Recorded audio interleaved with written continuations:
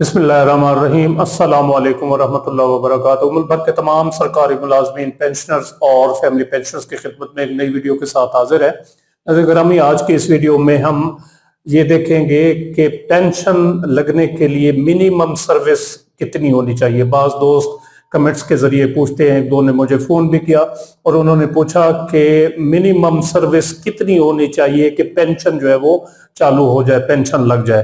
तो इसमें मुख्तलिफ केसेस हैं, केस वाइज हम जो है वो कैटेगरी वाइज जो है वो इसको डिस्कस करते हैं।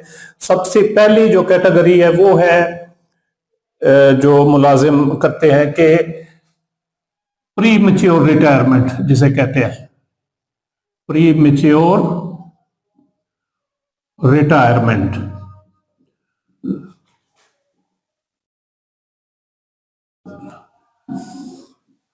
प्री मैच्योर रिटायरमेंट यानी ऐसे रिटायरमेंट के सुपर एनुएशन जो 60 साल की उम्र होती है उससे एक सरकारी मुलाजिम पहले जो है वो रिटायरमेंट ले ले तो फिर जो है वो उसको प्री मैच्योर रिटायरमेंट कहते हैं। तो प्री मैच्योर रिटायरमेंट में पेंशन लगने के लिए कितनी सर्विस जरूरी होनी चाहिए?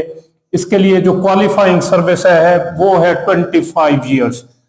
ये तमाम वफाक में और सूबों में 25 ईयर्स सर्विस क्वालिफाइंग जो है वो जरूरी है प्री मैच्योर रिटायरमेंट के लिए।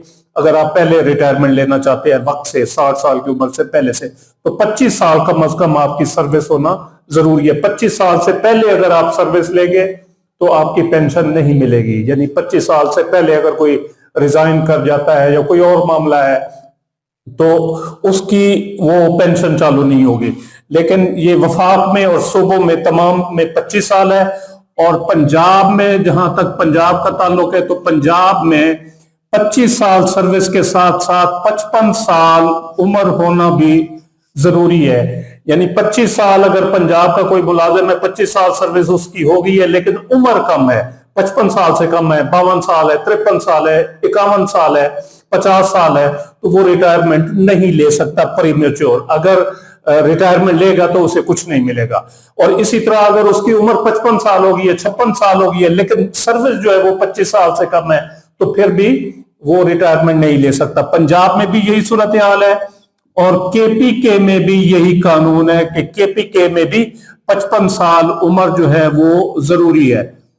और जहां तक सिंध का ताल्लुक है तो सिंध में नोटिफिकेशन जारी हुआ था लेकिन उसको हेल्ड इन अबेंस कर दिया गया है। यानी उस पे अब यानी 55 साल वाला वहां इतलाक नहीं है। पहले कुछ महीने पहले नोटिफिकेशन जारी किया गया था सिंध में, तो वहां पर अब नहीं है, हेल्ड इन अबेंस है, लेकिन वो आर्जी तौर पर है। देखते हैं कि उसका क्या फैसला होता है। और जहां तक बलूचिस्तान का ताल्लुक है तो बलूचिस्तान जो है वो भी वहां पर भी कम अज कम 25 साल सर्विस होना जरूरी है, उसके लिए उम्र की कोई कैद नहीं है। इसी तरह आजाद कश्मीर और गिलगित बल्तिस्तान में भी 25 साल क्वालिफाइंग सर्विस जरूरी है। ये तो होगी प्री मैच्योर रिटायरमेंट। अब इसके बाद दूसरा जो नंबर है वो है इनवैलिड रिटायरमेंट।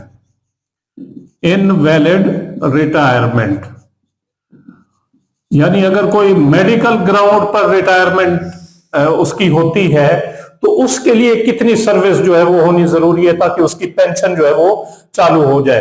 तो रूल्स के मुताबिक 5 साल जो है कम अज कम सर्विस अगर किसी मुलाजिम की होगी और वो उसके हालात इस किस्म के पैदा हो गए हैं कि वो मजीद मुलाजमत आगे जारी नहीं रख सकता, आई साइट का कोई मसला है, कोई इस किस्म का एक्सीडेंट हो गया है जो उसकी डिस्चार्ज ऑफ ड्यूटीज में जो है वो हायल है, रुकावट है, तो फिर उसको एक मेडिकल बोर्ड के जरिए रिटायर कर दिया जाता है। उसको इनवैलिड रिटायरमेंट कहा जाता है।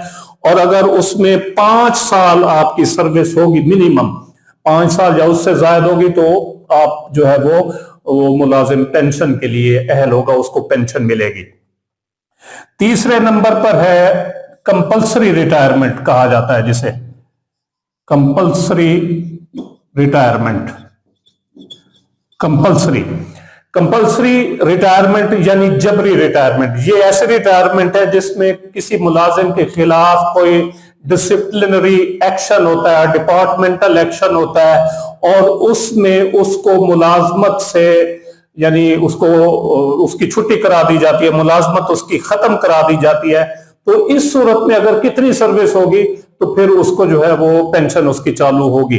तो इस सूरत में जो है कंपल्सरी रिटायरमेंट की सूरत में 10 साल की सर्विस अगर होगी मिनिमम 10 साल या 10 साल से जायद, तो फिर वो मुलाजिम अगर कंपल्सरी रिटायर उसको किया गया है डिपार्टमेंट की जानिब से, तो फिर उसकी पेंशन जो है वो चालू हो जाएगी। अदरवाइज अगर उसकी 10 साल से कम सर्विस है और फिर उसको पेंशन नहीं मिलेगी, बल्कि उसको जो कंप्लीटेड ईयर्स ऑफ सर्विस उसकी होगी, यानी फर्ज किया 9 साल है, उसने 9 साल सर्विस की है, तो हर कंप्लीटेड ईयर के बदले में उसकी जो पेंशनेबल इमोलमेंट्स होगी, जिसमें वो उसकी बेसिक पे और जो है वो पर्सनल पे अगर कोई है तो वो शामिल हो सकती है, तो उसके साथ उसको जरब देके उसको ग्रेजुएटी या जो भी होगा वो उसको दे दी जाएगी।